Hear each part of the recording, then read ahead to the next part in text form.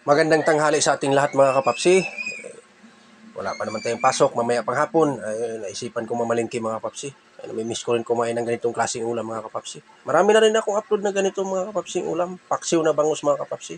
Kaso lang, yun na, sinasabi nila, pag magluto ka ng bangus, iba-iba ang diskarte o iba-iba ang paraan pagluto. Ito sa akin mga kapapsi, pinaksiw ko lang kasi para may baon din ako mamaya. Yan, naglalagay na rin tayo ng talong. Yan.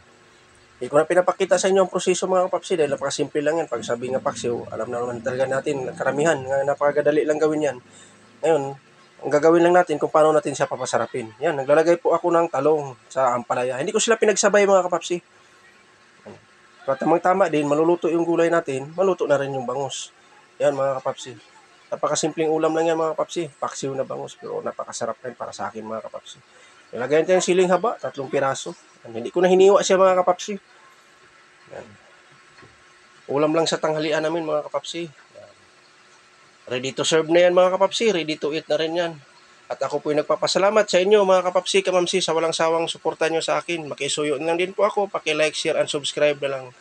Hanggang dito na lang ako mga kapapsi. See you next vlog. Bye-bye.